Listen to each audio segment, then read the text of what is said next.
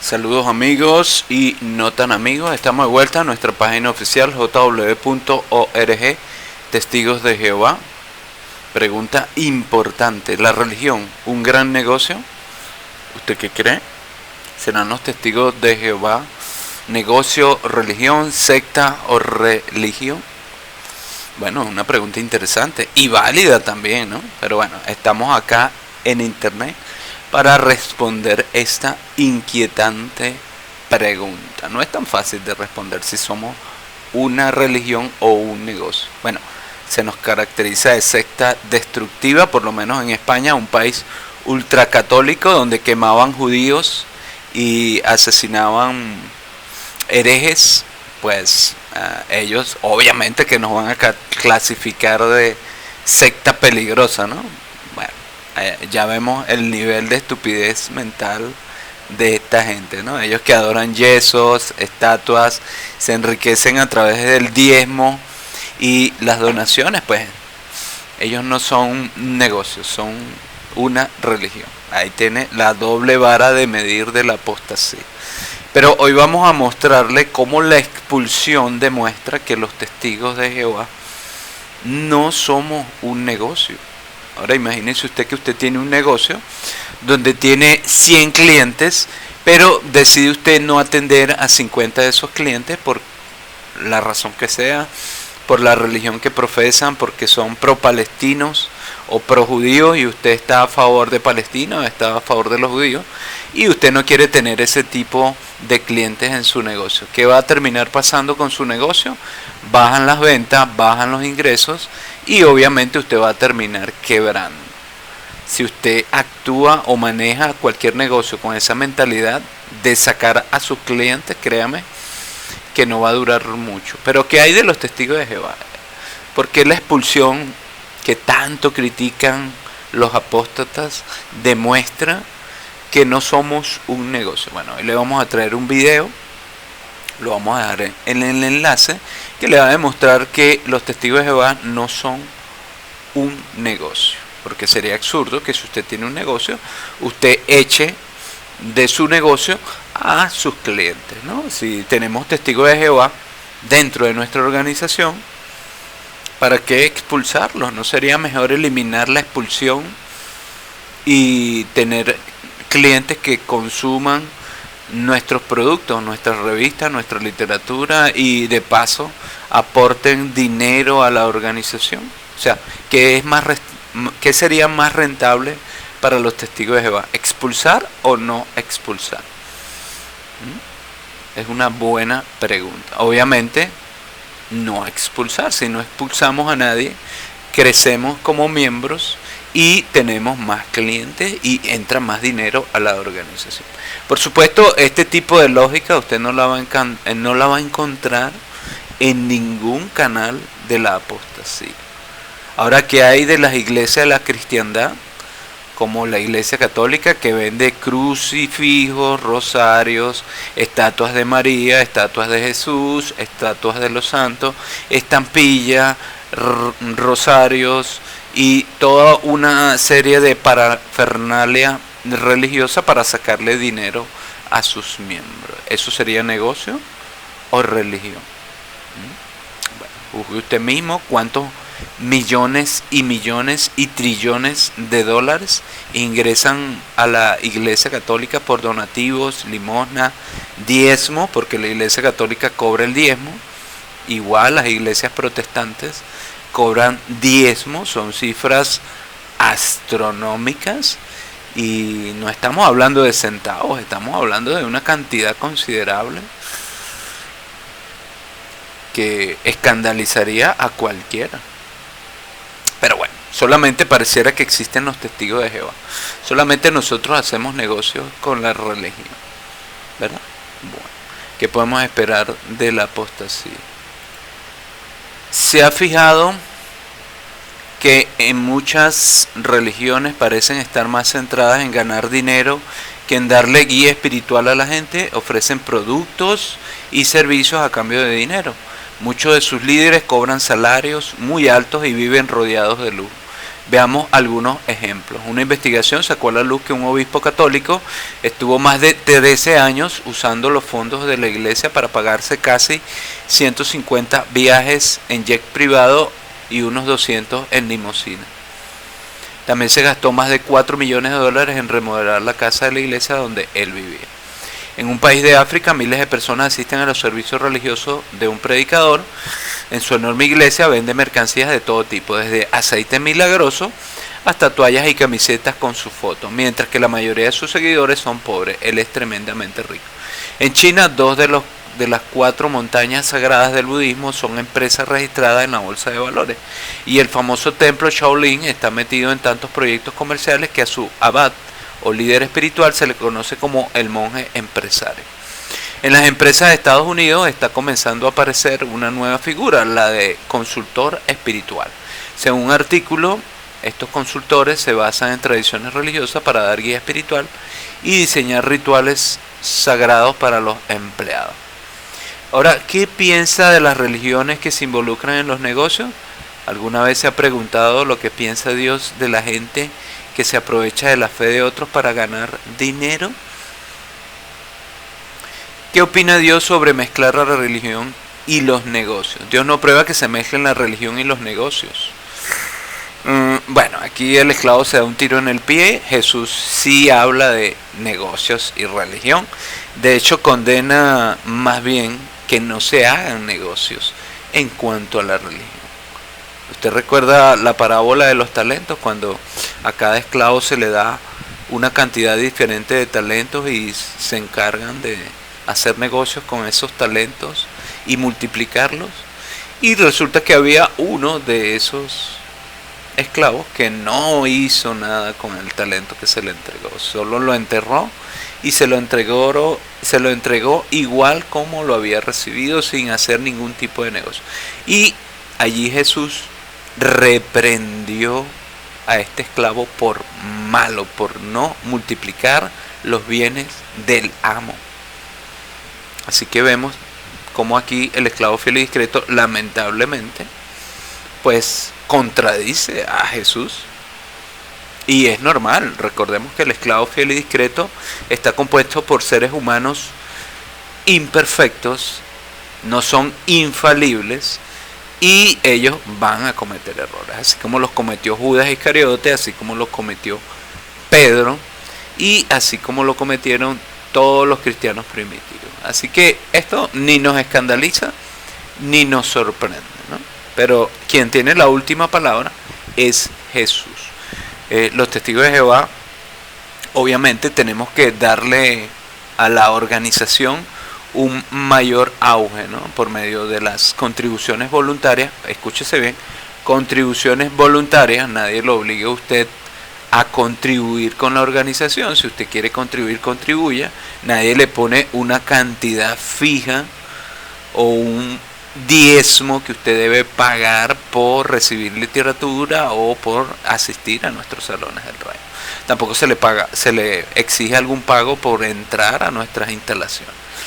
Así que bueno, ahí vemos más de la apostasía virtual, como ellos saben perfectamente que el esclavo fiel y discreto sí anima a que colaboremos, tal como lo dice el apóstol Pablo, que demos de buena gana y no como obligados. Así que lástima por los apóstatas que fueron parte de nuestra organización, que daban, al parecer daban obligados, o al parecer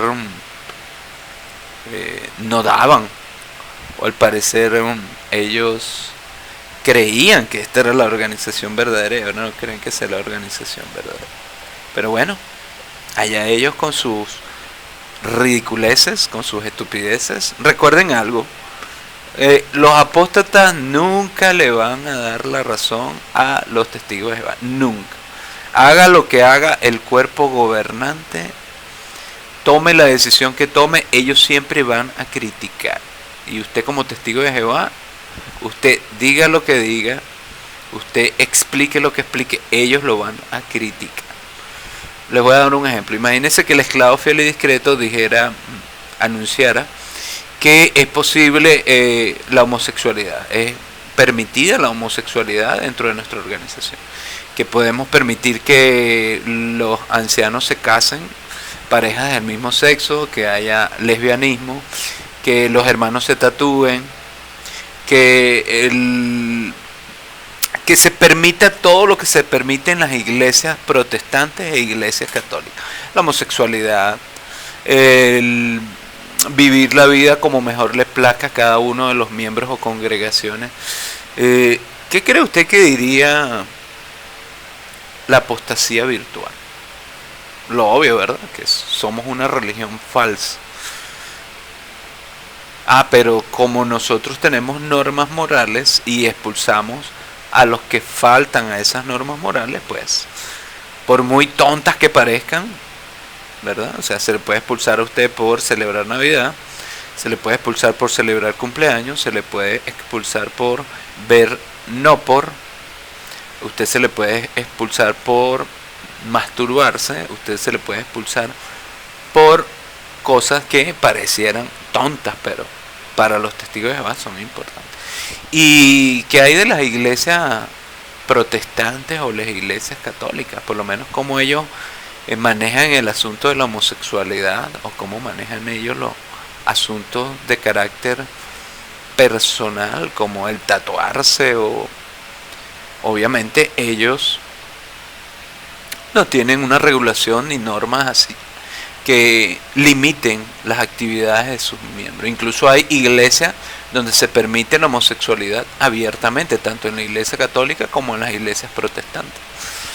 Y eso es así, ellos no lo pueden negar. De hecho, la iglesia católica tiene una élite que está corrupta y que es una élite, una mafia rosada, como lo denuncian muchos de ex sacerdotes católicos. Recuerdo el caso de Alberto Coutier, quien fue expulsado de la iglesia católica, escúchese bien, fue expulsado de la iglesia católica solamente porque lo descubrieron teniendo una novia con la cual compartía en una playa. Eso fue un escándalo que el pobre hombre tuvo que renunciar.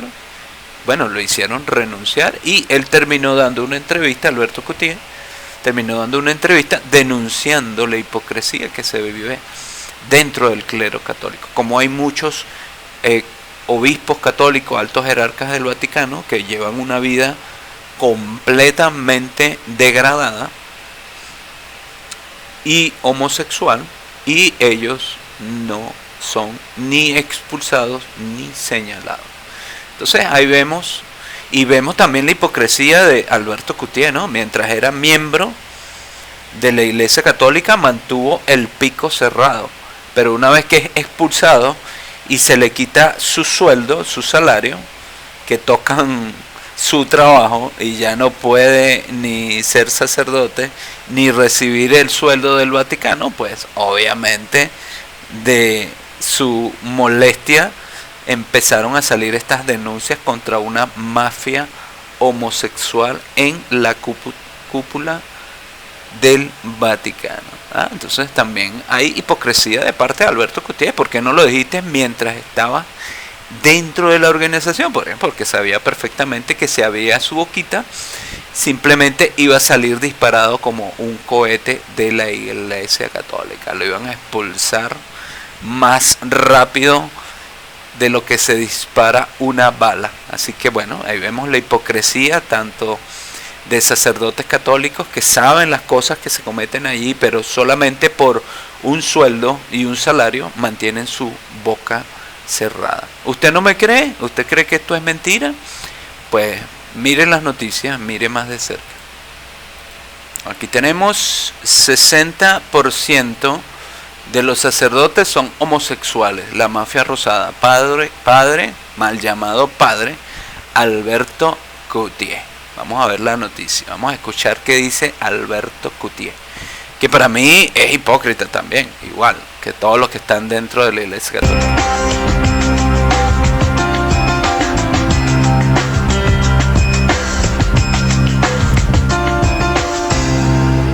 Continuamos con el padre Alberto Coutier. Alberto, vamos a hablar de los detalles de Ruama, que le dicen Bunny, para aquel que no sabe, es el nickname de la esposa del padre Alberto, la mafia rosada. Cuando tú dices que hay una mafia rosada, yo te voy a citar unos cuantos pasajes del libro y tú me vas a abundar. Tú dices, hay una política de don't ask, don't tell, que es la misma que tiene el ejército norteamericano con los homosexuales. No preguntes y no digas. Si tú no dices, yo no pregunto, y viceversa. Hay una mafia rosada que protege a la Iglesia Católica y esa mafia se compone por gays, sacerdotes que viven en el closet y que ocupan todos los niveles de la jerarquía eclesiástica. También dices que esta mafia rosada promueve su propia agenda y que suelen ser las mismas personas que muestran tendencias homofóbicas en el público o en el confesionario. Además, los amigos reciben las mejores parroquias, son nombrados monseñores y ascienden a ciertas posiciones. Y hay un obispo que es conocido como la Reina del Sur en una diócesis. Pero wow, para los hermanos católicos que nos están mirando, que aman a su iglesia, esto tiene que ser muy fuerte. Yo la amo también. Sí, yo también amo esa iglesia. Yo creo que cuando uno critica sin fundamento o dice las cosas sin fundamento, eso es muy malo. Como muchos titulares que han dicho, el padre Alberto ataca a la iglesia. Yo no estoy atacando a la iglesia católica. Yo creo que estoy diciendo experiencias que yo viví durante casi 25 años discerniendo, preparándome y viviendo el sacerdocio. Esto no es un ataque sin fundamento. Esto es lo que yo viví y lo que vi con estos ojos. Pero nadie se atreve a decir esto. Bueno, es que nadie quiere pasar 8 años en un seminario para vivirlo. Nadie quiere aguantar palo, ¿no? Durante 15 años de aguantar cosas. Y no solamente eso, esto que yo digo no se aplica a todos los sacerdotes. No, claro. Pero ciertamente se aplica a un grupo de sacerdotes que tienen mucha influencia. Y usted le pregunta a casi cualquier sacerdote, no solamente en Estados Unidos, América Latina, y te dicen, sí, realmente es así. Hay gente que usa la posición y la situación para proteger a otros que están en situaciones similares. Esto ha salido en los... Le voy a decir algo, el padre Alberto no es el único que ha escrito este libro. El padre Daniel Cousins, que fue profesor 40 años en Baltimore, escribe. El padre Richard Sipe, monje que ahora es psiquiatra, habla sobre este tema. Pero Cousins dice que el 60% de los sacerdotes católicos en Estados Unidos son homosexuales. El 60% de los católicos, de los sacerdotes católicos en este país son homosexuales. Lo practiquen o no lo practiquen. Ya hay una gran hipocresía. Eso lo dice el padre Daniel Cousins. Sí, en su libro. Y te voy a decir algo, a mí no me molesta, de hecho, que los sacerdotes sean homosexuales. Lo que me molesta es que por un lado digan, no seminaristas homosexuales, como ha dicho el Papa Benedicto, no sacerdotes homosexuales en la iglesia, cuando él muy bien sabe que hasta en los más altos niveles del Vaticano existen sacerdotes homosexuales. Alberto, es que la Iglesia Católica condena el homosexualismo, como también lo condenan otras iglesias, pero hablemos de la católica. Dicen que es intrínsecamente desordenado. Entonces tú no puedes decir, en mi opinión, que un ser humano creado por Dios es intrínsecamente desordenado.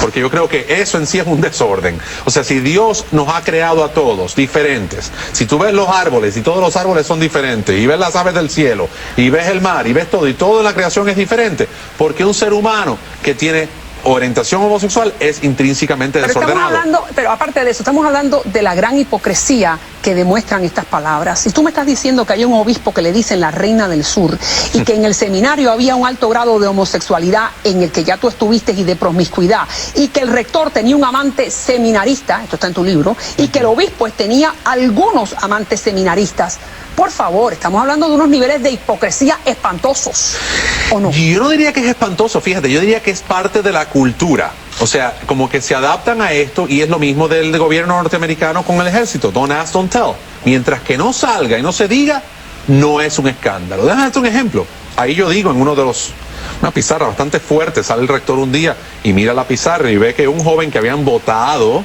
del seminario por una situación de homosexualismo, le dan un alto cargo en la diplomacia vaticana y eventualmente él sigue subiendo. ¿Y cuál fue la reacción del rector? Dice, ¿con qué cardenal se habrá acostado para llegar a esa posición? Eso fue un rector de un seminario delante de un montón de seminaristas. Es una frase muy fuerte. ¿Cómo? Espera, repítemelo otra vez. ¿Con qué cardenal se habrá acostado para llegar a esa posición? Ese fue el rector del seminario mío, delante de un grupo de seminaristas que la mayoría somos sacerdotes hoy día. ¿Y qué tú pensaste en ese momento? No, gente, yo tenía 19, 20 años y decía, ¿qué está hablando él? No, para mí los cardenales no se acostaban con nadie, ¿no? Y para mí también. Y entonces eso era un poco doloroso. Doloroso para un hombre joven que tenía esta imagen idealista de la iglesia.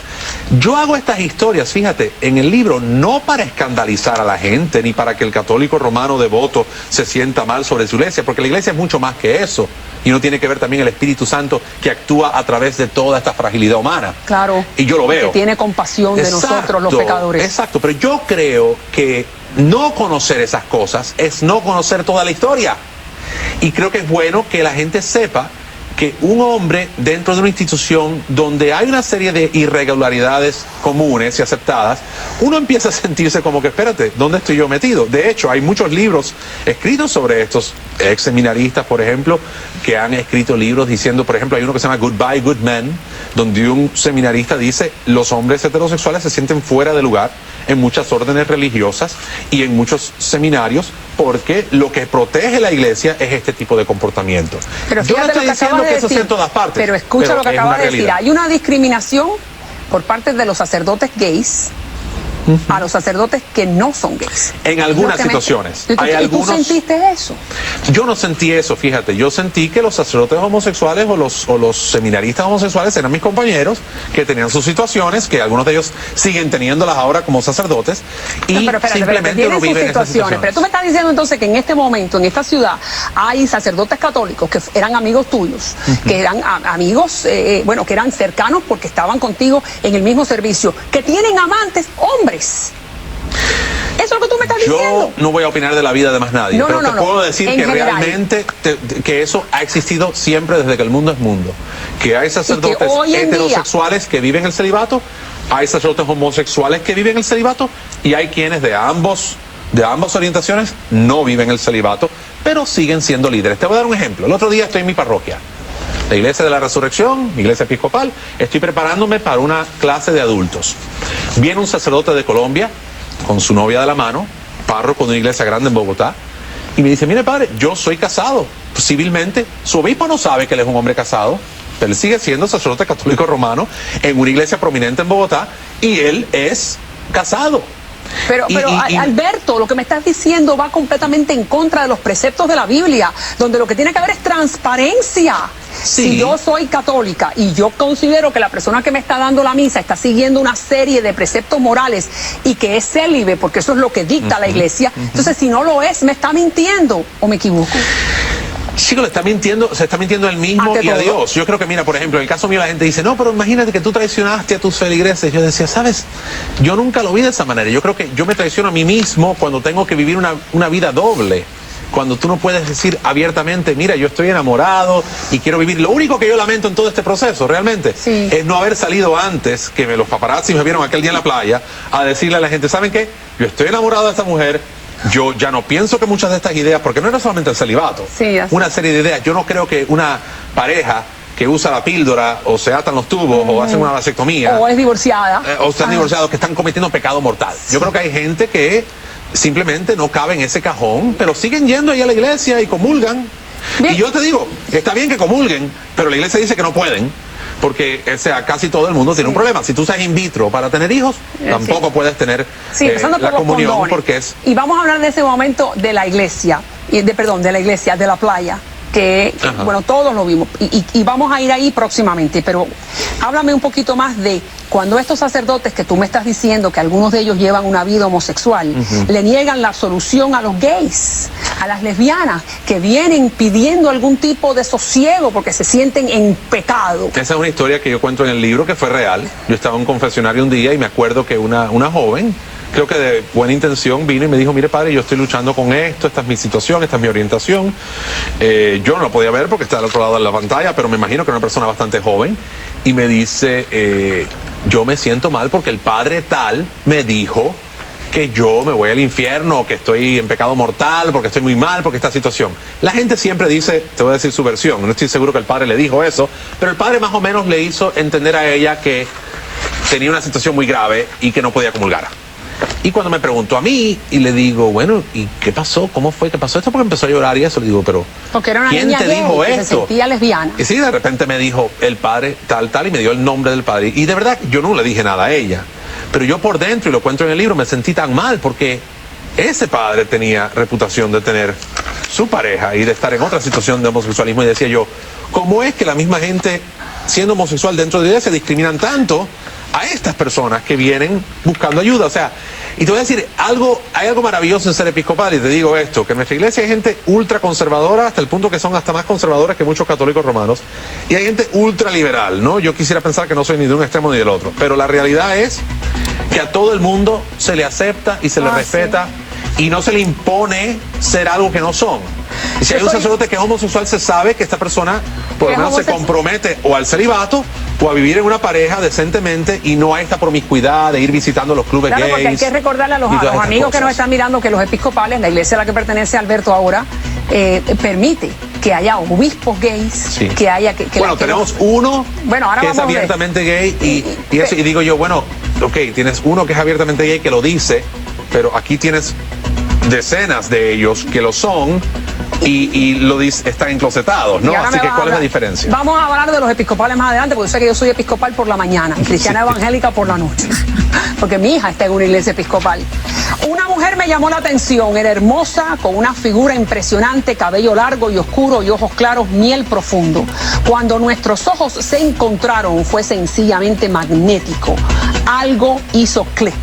Durante 11 años tú estuviste enamorado de Boone, tu actual esposo. Ahora me vas a contar cómo fue la playa. Ya regreso.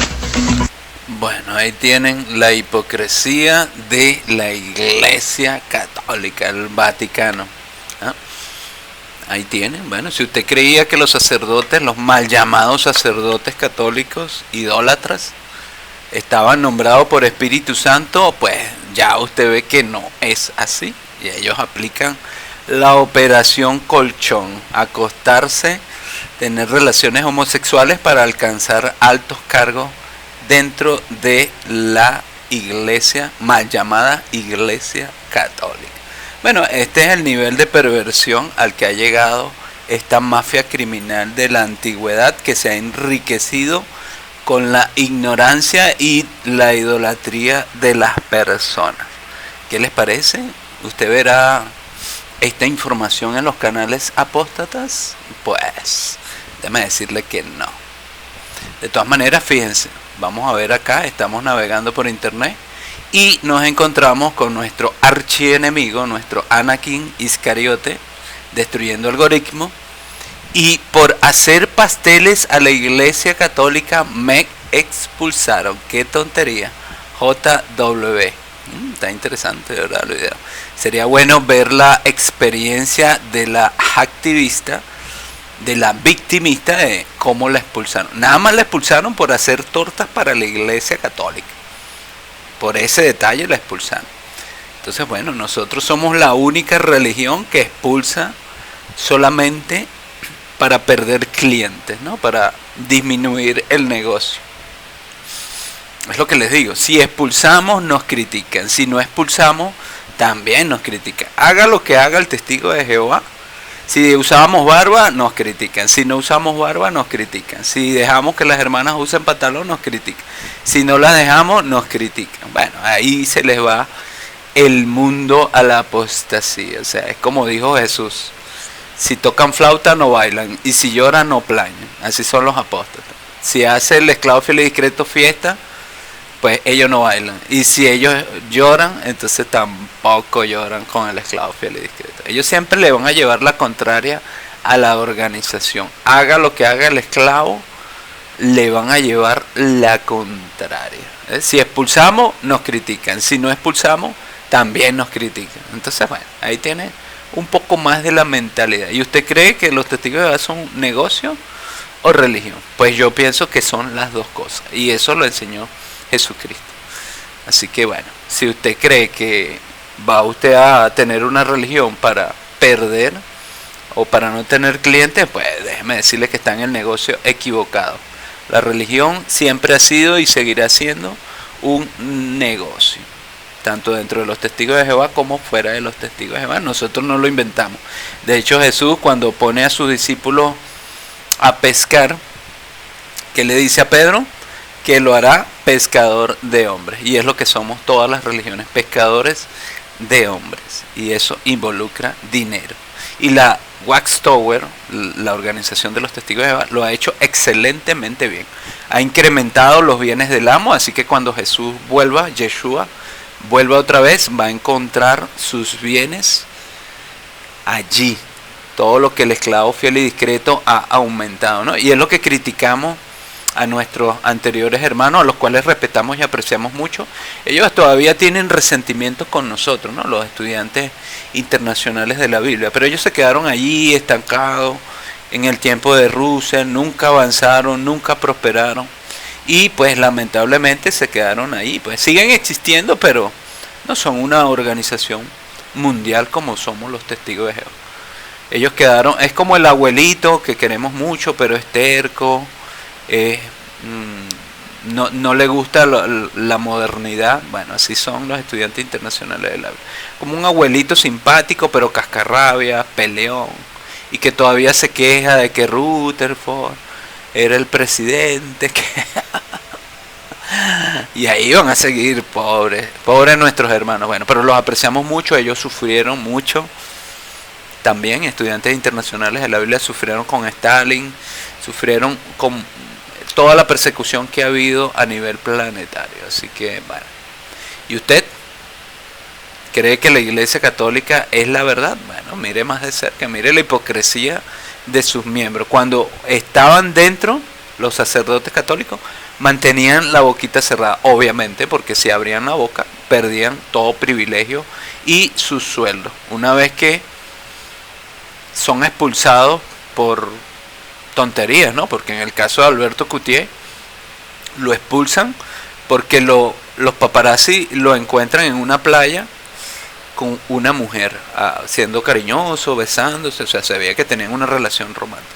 Y fíjense algo, un detalle que me llamó la atención, el mismo Alberto Coutier, aunque era sacerdote católico, él dice que no creía muchas de las cosas de la Iglesia Católica, como el asunto de comulgar si estás divorciado, el usar condón, preservativos, el métodos anticonceptivos y todas estas cosas que condenan la Iglesia Católica, pero él dice que no cree en nada de esas cosas. O sea, ahí vemos como los católicos mismos no creen ni siquiera en sus propias normativas internas. Se les da igual, se la saltan. Esta será la verdad, una iglesia corrupta donde sus miembros para ascender a altos cargos tienen que acostarse y tener relaciones homosexuales. Bueno, júguelo usted mismo.